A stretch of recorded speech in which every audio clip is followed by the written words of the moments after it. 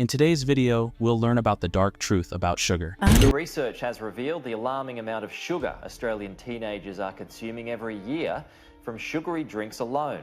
Average American consumed 2 pounds of sugar per year, and now we consume over 150 pounds a year.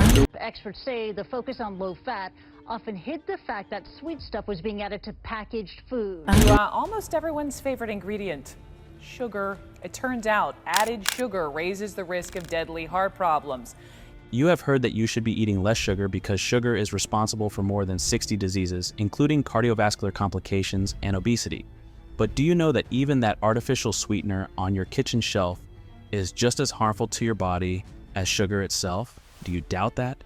Pull that seat and let me show you just how dangerous that artificial sweetener you are using is to your health.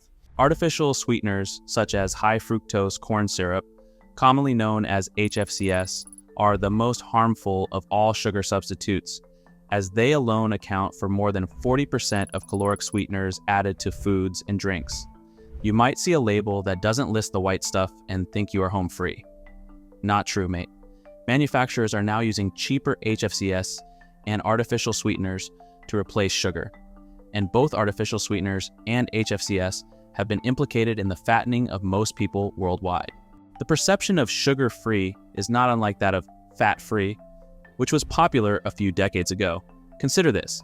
Ever since we started slashing the fat and consuming those monster-sized, low-fat muffins and boxes of fat-free cookies, we have gotten fatter.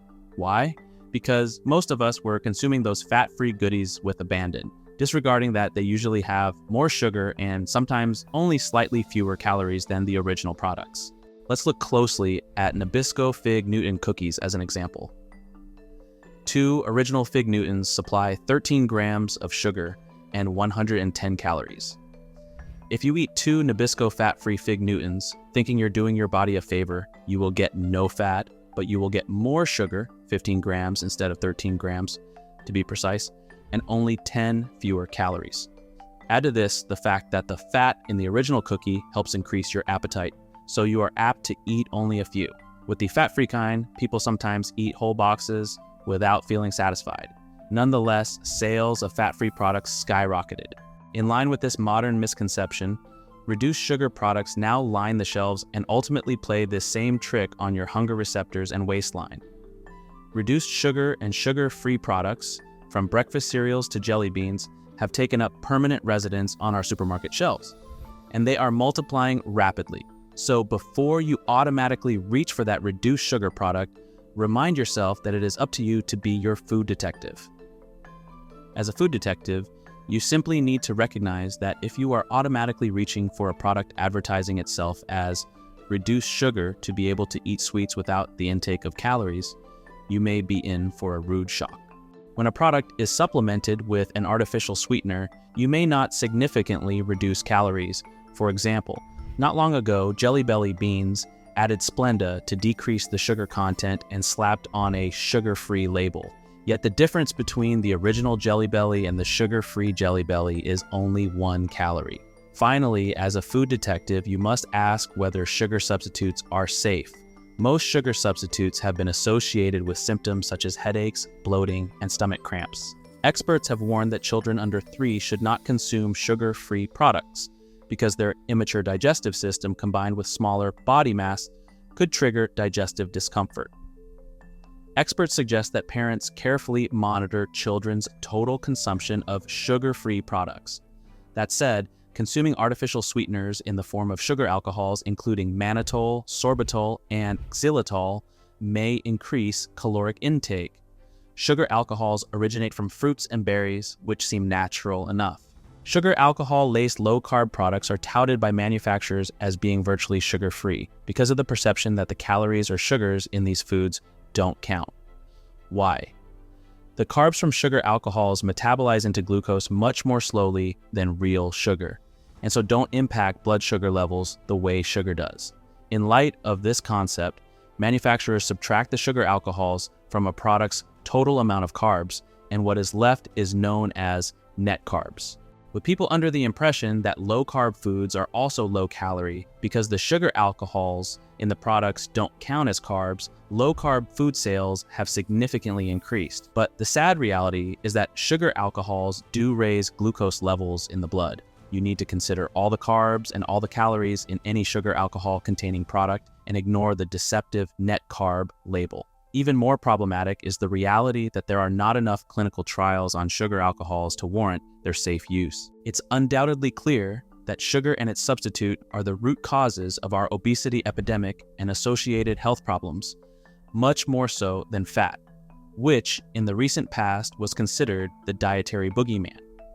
Here is something interesting.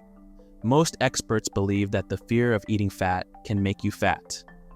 The bottom line is that the right kind of fat is an essential nutrient that our bodies need. Sugar and its substitute, however, are something we don't need.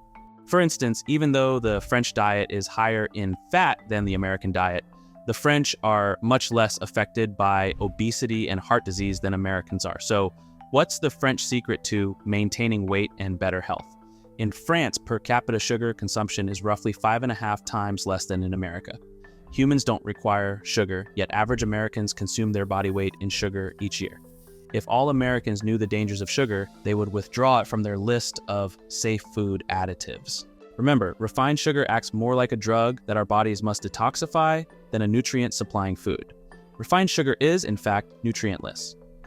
Essential nutrients such as chromium, manganese, cobalt, copper, zinc, and magnesium are stripped away in sugar refining, and our bodies have to use their mineral reserves to digest it. With many calories but no nutrients, sugar and its substitutes are the #1 cause of most people's lack of nutrition. It means we consume too many calories that add to weight but don't give us the nutrients needed to keep our bodies functioning properly. Our distant ancestors ate no concentrated sugars. 2 centuries ago, people ate sugar only as a rare treat. But now sugar and other sweeteners have become part of our everyday diet. Little by little, as the world has developed and become more civilized, most people have become increasingly sugared. The average person today eats about 180 pounds of sugar per year, or around half a pound of sugar per day. Compare this to the consumption of fewer than 10 pounds of sugar per year in the late 1700s. And you can see that sugar consumption has risen more than 1,800% in the last 200 years. As I said, artificial sweeteners are just as dangerous as sugar. High fructose corn syrup, HFCS, for example, is a concentrated sweetener that the brain doesn't even recognize as a sugar. By replacing sugar with HFCS, you can override your body's natural ability to feel full, so you eat more. Without this signal, you don't know when to stop eating. Now that is downright dangerous.